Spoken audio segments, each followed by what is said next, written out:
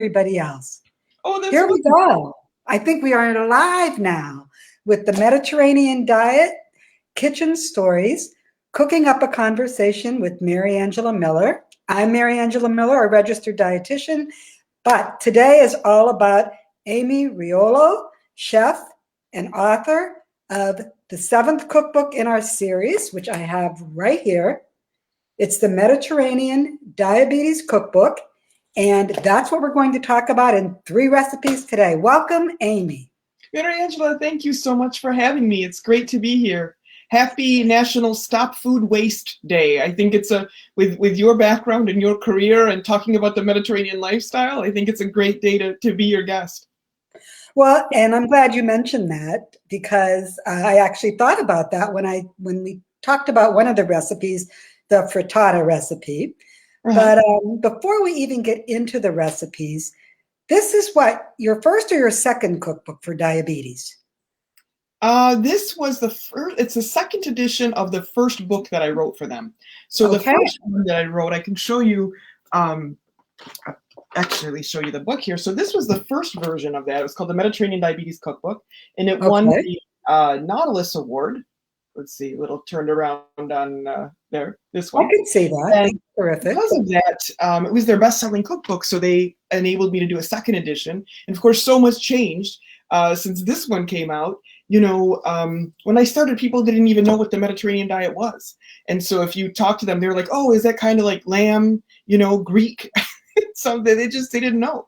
So now, you know, it's been voted the #1 for 4 years in a row by U.S. News and World Reports, and all the doctors are prescribing it. And so I just felt like I liked that book. I was glad that it sold well, but I wanted to come at it with a different angle because people already knew what it was. I didn't have to do so much background explaining when I did the second one. I could just get right into more recipes and more ideas.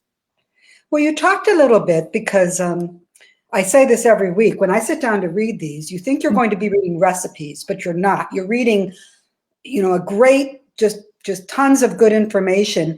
But you say in the book why you focused on diabetes, but maybe share that with our listeners today, why you came up with the Mediterranean diet, or why you were interested in cooking recipes or sharing recipes for people with diabetes. Sure. So when I was growing up, my mom had diabetes, and I was the family cook. And she got diagnosed when I was about 15. And so I had to make our food fit into her lifestyle choices.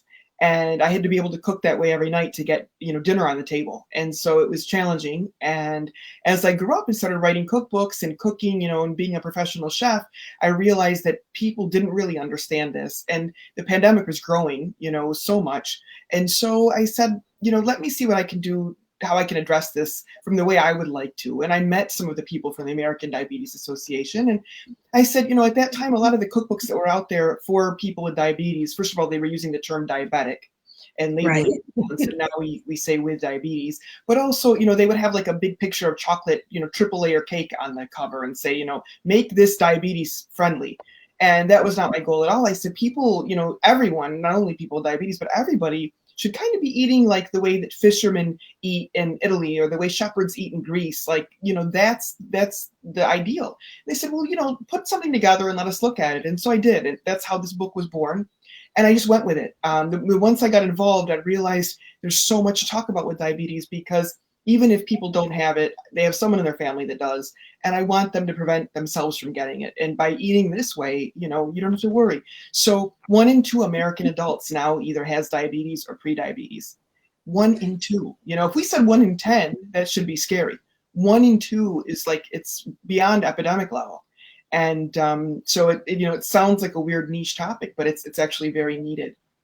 Oh, no, you know, as a registered dietitian, I completely agree. And reading your book, it's kind of like the college class I had when we focused on that aspect of medical nutrition therapy, which is what we call, you know, personalizing your diet to different conditions. But what I like about it is that you can personalize this, certainly if you want a diet that's helpful with diabetes, but you use it as a unifying factor, not a defining factor. And you talked about being able to have one meal that serves everyone at the table. And we all know how challenging it is in busy lives pre-COVID, right? Pre-COVID, to get everybody to to gather around a table, let alone trying to have a meal for, your mom and a meal for your sister. So I thought that was a great unifying factor for, when you put that together. But I'm going to tell you, Amy, there is still so much misinformation. So your book is still so relevant. I always share the food or try to share the food. And when I asked a friend, I said, I'm going to be cooking from this cookbook this week. And she said, what cookbook is it? And I mentioned the cookbook. And she said, no, I don't want to eat food for diabetics. Right. And I just looked at her and I'm like, oh my goodness. And it just showed me that most people still don't have an understanding, even though, as you mentioned, with how many people with diabetes, that it's so important. So, sure. But you do have the basic information there, right? You have the carbohydrate exchanges, which, as a dietitian, I remember learning all of those. You have information about inflammation, so important during COVID. You've got gluten-free, you've got vegetarian, you've got vegan. So it's a really helpful cookbook from a nutrition standpoint. But there were two quotes that made me really want to meet you and made me really like your book. Oh, and hopefully make you like me. So one was, what grows together goes together. And I thought, what a great quote for a plant-forward diet, correct? And then you said, I like to think of food as an edible gift. And I just thought, I love that. So let's talk about some of your gifts today. Sure, right. Totally. But I'm curious, the book is organized alphabetical order by ingredient. So why did you take that approach? That's very different than any other cookbook I've read. Yes. Well, with every cookbook I write, I like to have a different approach. I don't like to use the standard appetizer main thing.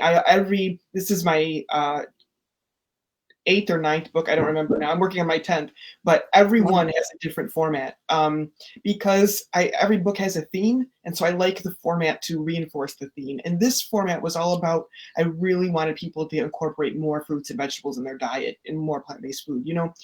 Americans, they say only about 1 in 10 of them get the recommended daily allowance of fruits and vegetables, which is already low. Of like less than 5 cups of fruits and vegetables is not a big deal at all. And we should be getting a lot more than that. So I wanted to make it a no-brainer. And I felt that by organizing it in alphabetical order and going with the plant-based foods, it will give people a lot of ideas. So, and the reason for that, Marianne, is because I thought about doing it seasonally. But where you are and what's going on in California and what's going on in Washington, D.C. and what's going on in Texas, even if we just talk about America, the seasons are very different. So I didn't want to say spring, summer, winter, fall, because that might not have anything to do with your growth schedule of your produce. So I said, let me just put it by the produce, and that way people can, they come home or they go to the store and they have apples, they know what to do. They've got asparagus, they know what to do. They've got eggplant, and that's the way a lot of the old school cookbooks are written in the Mediterranean, if you can find them. Like now cookbooks are popular, but in my mother's time and my grandmother's time, they weren't popular. So any of those little cookbooks that you find roaming around, for example, the first one I got in Egyptian cuisine, that's how it was divided. This is on zucchini. So even if you had a beef stew, if the main vegetable in the beef stew was zucchini, it would be in the zucchini chapter. And as a kid growing up in the United States, I hated that because I thought it was so impractical. Now that I did full circle and I said, no way, this is the way it should be. This is the way we should be organizing our food, because if we look at the produce we've got and start from there when we plan our menus, we're much more likely to get more of the rainbow into our diet, and we're likely to meet those daily requirements of fruit and vegetables. So that's the main reason. So you're obviously a very experienced cookbook author. For those recipes, did you take Mediterranean recipes and maybe do some tweaking to make them appropriate for a person with diabetes and the diet they follow? Or was it the other way? Did you take recipes that you thought were good for people with diabetes and make them Mediterranean?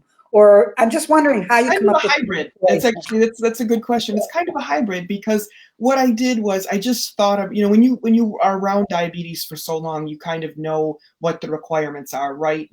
Good quality of course, all the macronutrients have to be met. So you've got to have healthy fat, protein, and a good source of carbohydrate in every meal. And then, for me, it has to taste good. That's the number one thing. Yes. Taste good, people are going to want to eat it. And I'm a chef. I think of myself as a chef before I think of myself as someone who concerns themselves with health issues. So it's got to taste good. It's got to meet those requirements. And then I like it to have additional things that are particularly beneficial to people with diabetes: omega-3s, potassium, magnesium, different ingredients that will level out your blood sugar. So that's all going on in my head. But then my whole library in terms of food is already Mediterranean to begin with. So I'm not going to be plucking from, a pot roast or something like it's automatically going to be that. And then I think, well, which things are already that way naturally. So like literally, what do fishermen eat in Sicily? What do shepherds eat in Greece? What do wine growers in Spain eat? Like that, the traditional way, 50 years ago, especially before there was like all this processed stuff. And that's how I try to plan the meals.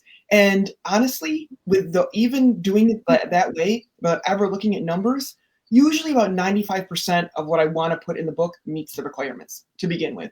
And that's what I want. I call it like healthy by accident. Then if it doesn't, I can make the decision, like, am I going to have to tweak this so much that it's no longer true to that recipe? Should I just cut it out, or should I change it and put something different in there? But I like to have the authentic recipes. Sometimes the ADA will come back and say, hey, little less sodium in this, little less fat in that. And what's different about this book, Marangela, is that I have to actually weigh and measure like olive oil. And which normally I don't. Normally in my everyday cooking, I'm much more liberal. So that's the only difference. But everything else is pretty much the same. So we, in the ADA, for those out there, is American Diabetes Association, which has put its, stamp of approval on this, because I read all the endorsements or all the reviews that you got. So we can rest assured that this is appropriate for those of you who are dealing with diabetes. I chose 3 recipes, Amy. One was the mini vegetable frittata. Okay. The second was the Moroccan-style grilled tuna. And the third was the potato artichoke torte. So we always have a goal. We always have a goal when we do these. And mine was one, to try a new ingredient. Now, I have never cooked with leeks before. All right. Now, I've had leeks before, but I've never cooked with leeks before. And when I always have a question of the week, and I ask 10 random people, have you ever eaten or cooked with leeks? And I'll be honest with you, at least 4 of the 10 said, what's a leek? Okay. Oh, wow. And I kind of explain it as a green onion or a scallion on steroids, because to me, that's what it looked like, this giant green onion. And others have eaten it, but only in soup, and only one had cooked with it. And honestly, I had never cooked with it before. I actually had a little bit of trouble finding it here in the Midwest. I went to my local big box grocer, and granted, the young man said, I'm not the regular produce guy, because I went looking and I couldn't find it and I couldn't find it. And finally we found the bin where it should have been, but it was empty. So it took me 2 trips to find the leeks. And it's not really that Midwesterners are uninformed when it comes to food. We're just regionally informed, right? We know what we grow here in Ohio and whatever. Of course, as everyone should be. Yeah, but it was kind of fun to, so that's one of the reasons I chose this recipe.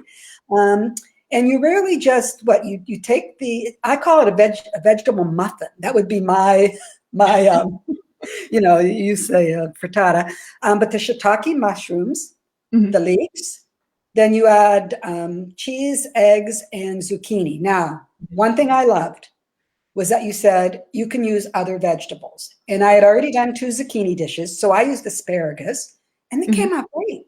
Perfect. Yeah. And it's the base of frittata. Frittata in Italy or tortillas in Spain, or any place where they do the omelets, French omelets, that's their nature. They were often used to kind of use leftover ingredients and prevent waste. So it's perfect to be talking about them today. You can totally mix them up for whatever season.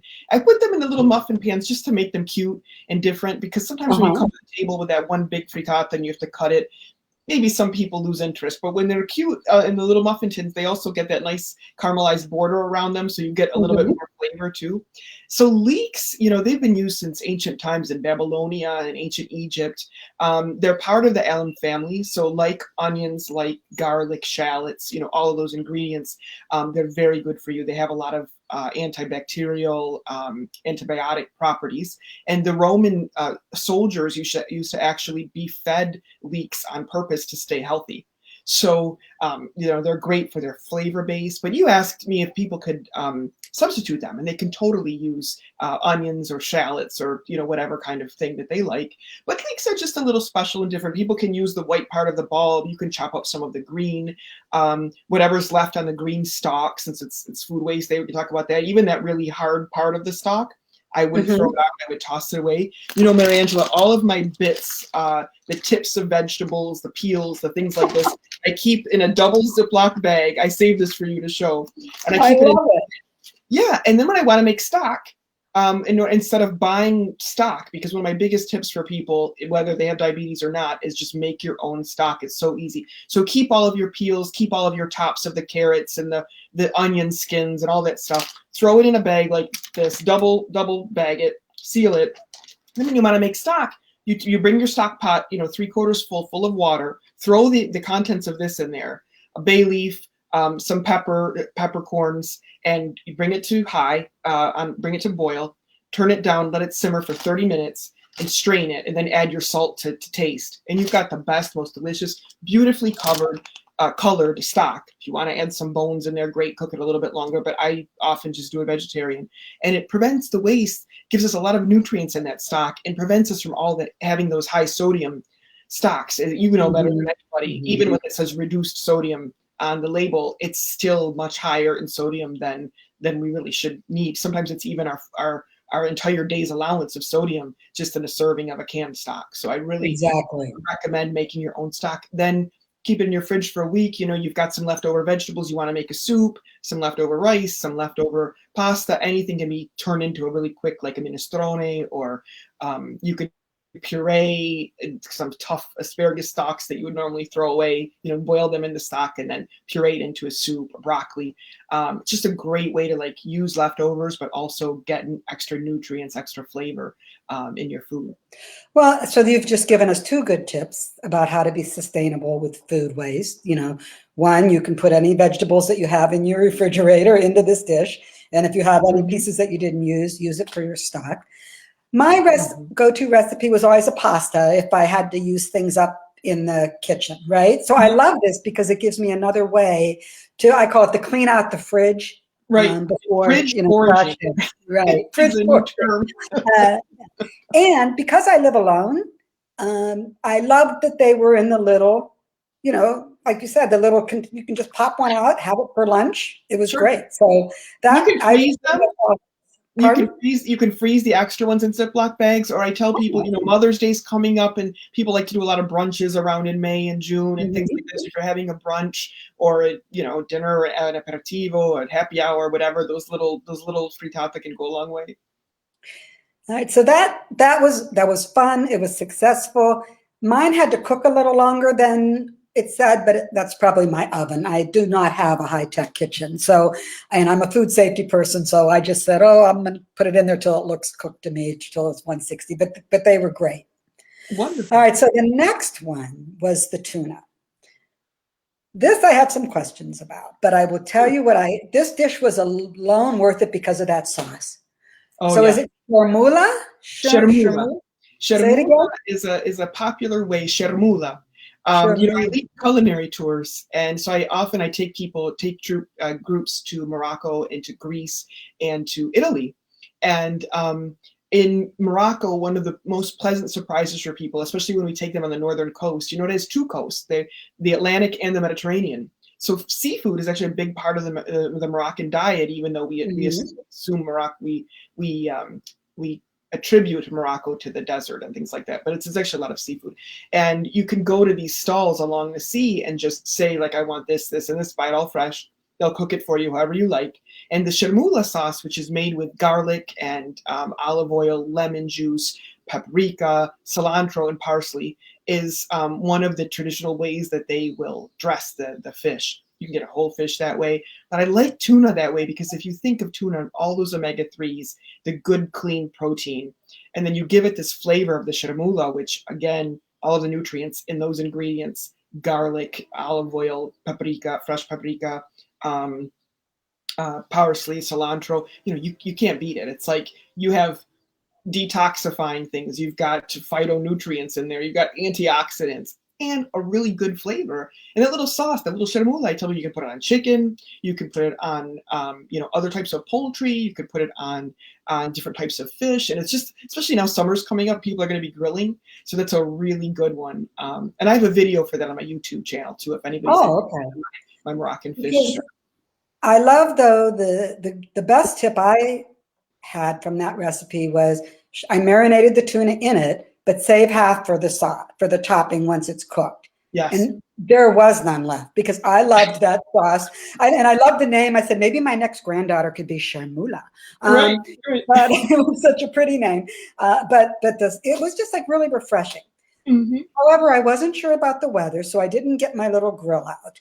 So I cooked it in the oven, and I wondered if I should have seared it first or done something to, I just wasn't thrilled with the way it looked, the way I cooked it. So I didn't know if you had a suggestion for that. If you don't grill it, should I have pan seared it first, or doesn't it matter? If you wanted to have the sear mark, sure, you could pan sear it, or you could cook it on a grill pan and then finish it in the oven. It's another way, so you could kind of do that way. I should have done that. That would have been a good choice. In Morocco, they're not so worried about the grill marks like Americans are. So it would be fine to do it that way in the oven. The oven creates more of like a steam effect, so you get a bit of a lighter color. But again, the extra sauce at the end covers up a lot of mistakes. So you could leave that for that reason too. Yeah, no, the sauce made that dish, and I loved it. And I love seafood, but it's not something that I've cooked a lot before. So that's been, one of my goals in this series. And I guess because, again, here in the Midwest, of course, we have Lake Erie, which Ohio borders on, but we did not grow up with seafood. It's just not how we grew up. So I think it's always a good opportunity to, if we're trying to make this Mediterranean diet more accessible, this is one way to do it. Wonderful. All right, so our next recipe. I see some questions coming in, Marianne. So should we take the questions or should we wait till the end? Let's wait till the end and we'll see what Daniela would like to do. Daniela from the Mediterranean Diet Roundtable. But this next recipe was a potato artichoke torte. And I was so excited because this is our 7th book in the series, and this is the last recipe I made, and it was the most beautiful. Now, yes, look at that. And mine came out really good. And I actually am getting better at food photography too. But I have to give my daughter Carlin a little credit for that. One, she's a loyal fan of this series, which just cracks me up. She always gives me tips and feedbacks after every go live session. But she and her husband, they live out in Arizona. They're trying to expand their palate, especially now, since they've been kind of home for a year.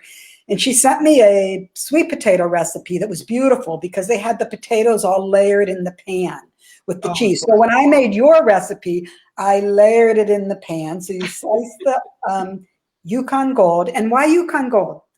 I just like the flavor. I like Idaho potatoes. I like Yukon Gold. I think in this recipe, the Yukon Gold are strong enough that they stand up to the oven time and still give you a little. And they did. People are surprised that the different soil, how different soil affects even such a simple ingredient as potatoes.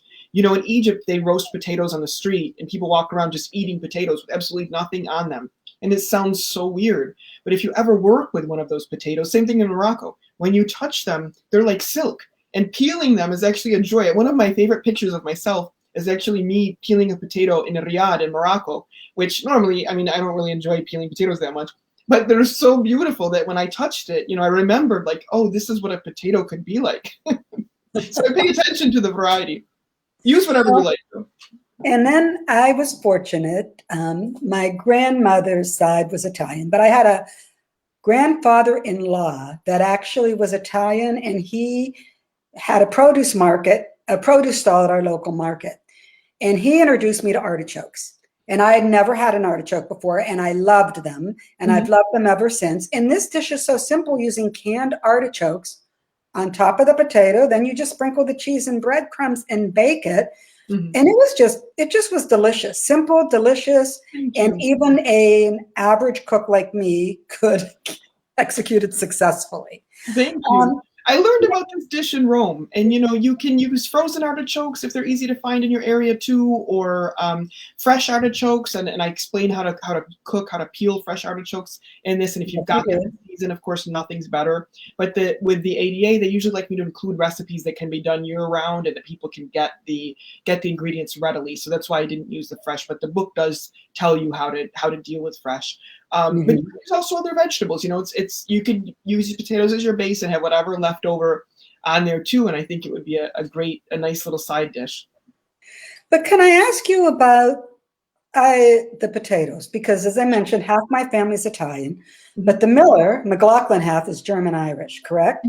So we had potatoes too, even though my mom was, cooked a lot of Italian. She cooked to please my father as well. So potatoes in Mediterranean diet, is that a typical thing, or? Sure, very typical. Potatoes obviously came from the New World, like corn, like tomatoes, like peppers. But, we can't imagine Mediterranean countries without them now, especially the peppers and the tomatoes and the potatoes.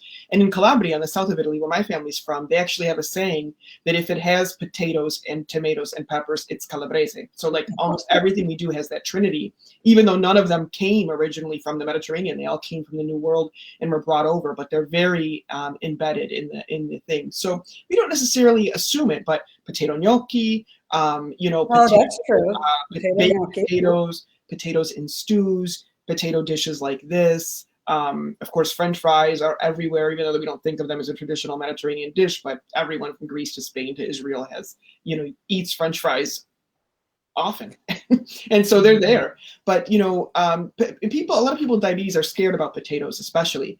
But what I tell them is, potatoes have a lot of fiber and a lot of potassium in them. So if you eat just one medium size, one serving potato, as long as it's balanced out with protein and a good healthy fat like olive oil, you're going to be fine. And it can be part of a normal meal. It's just that we don't want to have like a supersize, order of French fries on a daily basis or overdo it with the starch. We want to make sure that we're getting one serving.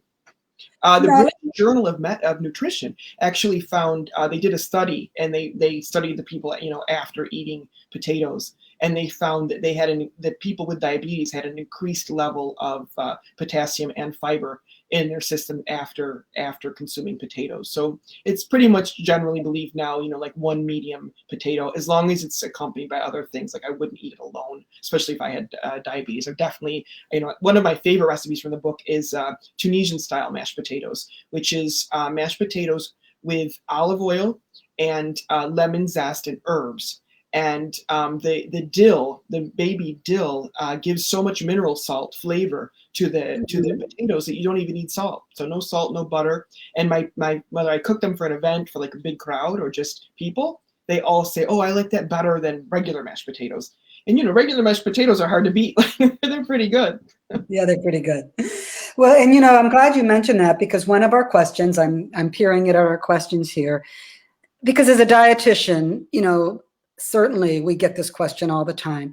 Can you really have bread and pasta, if you're following a diet for diabetes? But you can. It's all about balance, and not, just having a whole meal of carbohydrate, but we need some of every food group, and we need complex carbohydrates. And yes, as Amy just described perfectly, you can have both pasta and potatoes on a diet for diabetes, as long as you're balancing it out with, you have vegetables, you have protein, and really to be healthy, you need some of all the food groups. And there are some things you can get from carbohydrates that you do not get from other foods. So just have it in moderation, have it as balanced, follow your dietitian and your chef's advice, and you should be fine. Exactly. Well, my little timer went off here, Amy, but I wanted to ask you, and this went really quickly, thank you. Any other tips that you want to share about cooking for diabetes and following a Mediterranean diet? Or Sure. Where could we go for more information? You can go to my website, amyriolo.com. I also post information daily on my Instagram channel, my Facebook channel, Instagram feed, Facebook feed. I have obviously Twitter, YouTube account with a lot of videos. I have some lectures from the Library of Congress and things like this, other things with the Mediterranean Diet Roundtable that we've done that are wonderful resources for people. They've got great resources. There is a question about specific ingredients that balance blood sugar. So Oh, okay, I do see I'll that. address that one. Great one, olive oil. So I have my own private label olive oil that I sell. This is a blend from Abruzzo, Italy. But you want to get a good quality, high phenolic olive oil. Put that on your vegetables, put that on your fish and all your healthy ingredients, because it will help you to coax more of the nutrients out of them. Also helps balancing blood sugar. Also good quality vinegar. I also have my private label Amy Riolo selections, white balsamic. But any balsamic, good quality, make sure it's a good quality, or apple cider vinegar have been shown to balance out blood sugar levels. Cilantro, fresh cilantro, basil, yogurt, Greek yogurt, has something called inulin in it, which looks like insulin, but without the S. And that inulin will help our body to balance out blood sugar. And I want to just remind everybody, Lisa, great question. For everyone, whether they've got diabetes or not, make sure we're getting those macronutrients in each thing. If you're concerned about blood sugar dips, as Mary Angela mentioned to us, you don't want to be just eating carbs at one time or just eating protein at one time. You really want to make sure that your meal has the proper serving size of each one. So like if we had a little bit of this potato artichoke tort with a serving of the Moroccan style tuna, or what other kind of seafood or poultry you like, drizzled some olive oil on that, or had some avocado for a healthy fat, that would be a really nice rounded out meal with different kinds of vegetables and also the right protein. So even if you're having a snack, I tell people the only thing that has all of those three ingredients in it ready for us is like a good quality Greek style yogurt. It has all three macronutrients: the carb, the protein, and the fat. Otherwise, you would really want to make sure, if you've got some almonds, maybe have a little bit of fruit with it, or just make sure that it's always balanced, and that will help the blood sugar stay even. Well, we've heard it from the expert today. Amy, thank you so much for not only educating us on the Mediterranean diet and delicious recipes that even an average cook can execute well, but also, I think, reassuring folks that, yes, you can have pasta, potatoes, you can follow a Mediterranean diet, and follow your diet to help you manage your diabetes. Thank you so much today, and thanks for joining us on the Mediterranean Diet Live. Thank you very much. All right, bye now. Bye-bye. Bye-bye.